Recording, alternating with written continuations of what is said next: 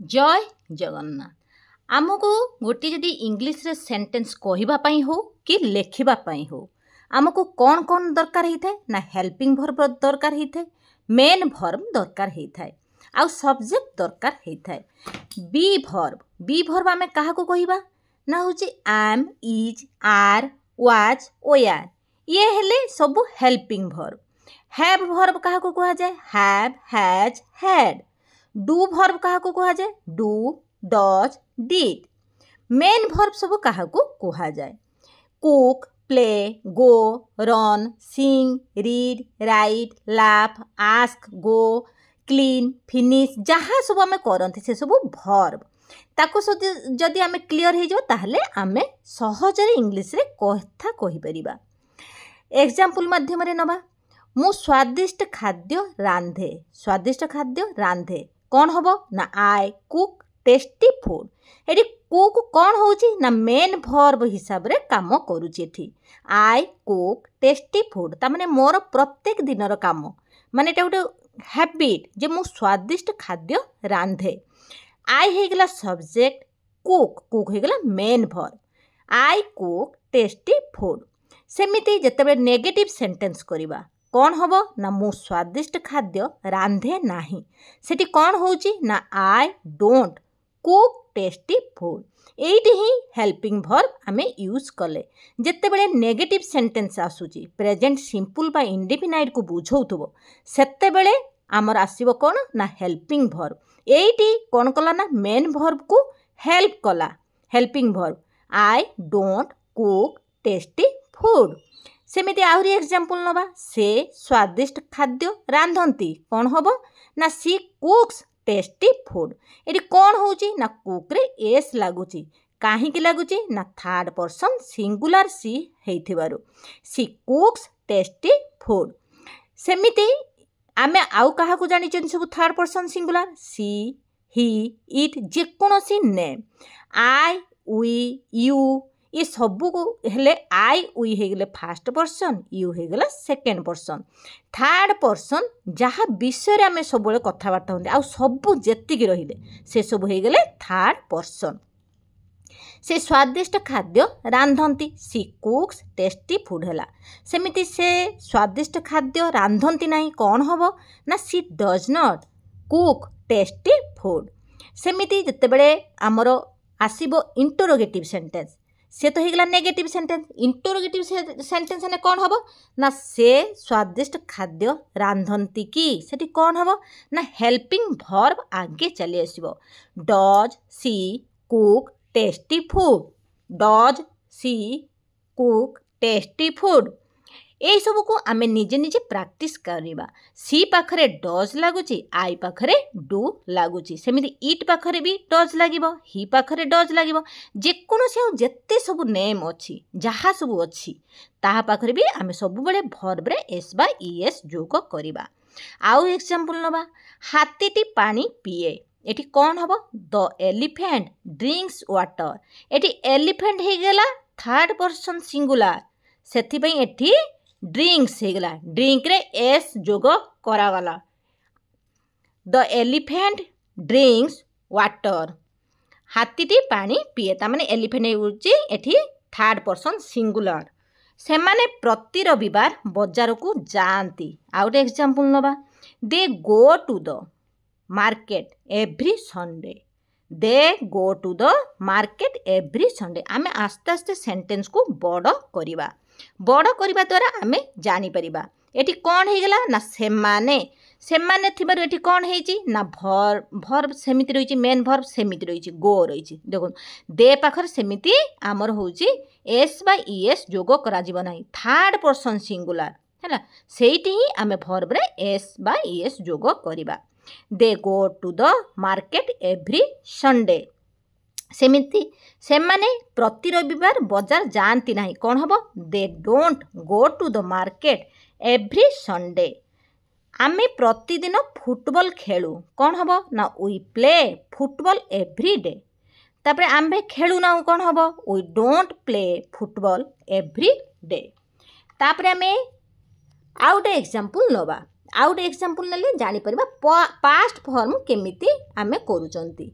मु स्वादिष्ट खाद्य रांधिली रांधिली जिते बड़े आसी जाऊँगी सेठी कौन होची ना आई कुक्ड टेस्टी फूड एठी कौन है ना ईडी जोग करागला कहीं कुक्र सेकेंड फॉर्म माने कुक कौन है ना भर्ब है भर्बर सेकेंड फॉर्म कौन होची ना ईडी जोग करा कुक कुक्ड कुक्ड से आई कुक्ड टेस्टी फूड मु स्वादिष्ट खाद्य रांधिली सेमिति मु स्वादिष्ट खाद्य रांधुची हेले कौन हम ना I am cooking tasty food सेमिति सी स्वादिष्ट खाद्य रांधुची हेले कौन हम ना she is cooking tasty food से माने स्वादिष्ट खाद्य रांधुचंते हेले कौन हम they are cooking tasty food I पाखरे आम लागिवो सी इट जेकोसी नेम पाखरे ही पाखरे सब बेले इज लगे जिते बड़े कार्यटी चालू रही तमें यहीना कार्यटी चालू रही मु स्वादिष्ट खाद्य रांधुची सेमिति से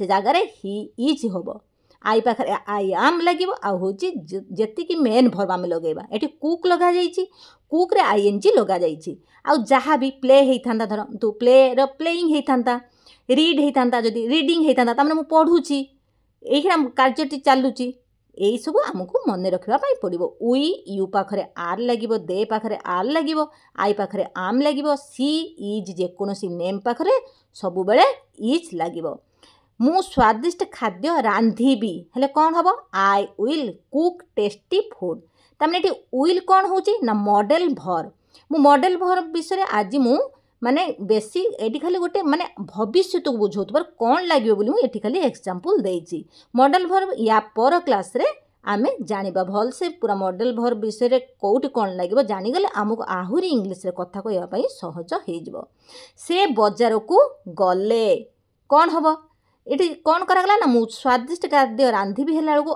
आई पाखरे विल लगुच भर्ब रे फास्ट फॉर्म होउची फास्ट फॉर्म कुक हो गला आई पाखरे खाली विल लागिला से बजार को गले कौन हम ही वेंट टू मार्केट से बजार को गले नहीं कौन हम he didn't go to the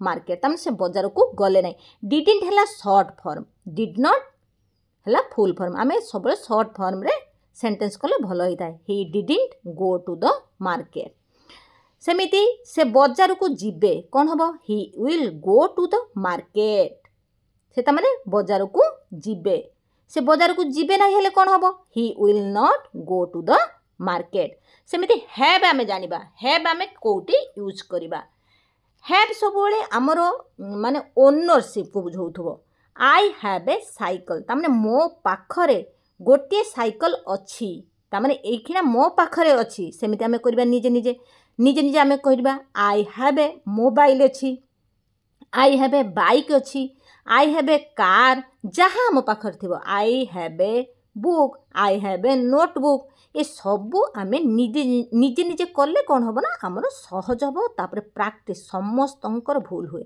कहार एमती नहीं जे कहीं भूल करंदिनी भूल हेले जाइए सब संशोधन होता है प्रैक्टिस द्वारा सबू संभव होता है आउ कौटी हैव लगेबा ना आई हैव टू ब्रदर्स आम पाखरे केते भाई भूणी अच्छा जिते आम दरकार हुए आमको कहवाई ना I have two brothers I have one sister एमती आम निजे लगे करवा से आई पाखरे हैव लगुची किंतु सी इट जेकोसी नेम पाखरे होते कौन होता ना हैज लगी था he has a bicycle he has a mobile has लगी था आउ समस्त पाखरे कौन हम आई वी यू दे पाखरे सब बेले हैव लगे आउ कौटी हैव यूज करवा आम आई हैव फिनिश्ड माई डिनर जिते बड़े आमर कार्यटी सरी जाने मु मोर रात्रि भोजन कर सारी से समय आम कौन करवा ना ये परफेक्ट गोटे कार्यटी परफेक्ट हो सारी तमें सरी जाइए आम लगेबा आई हैव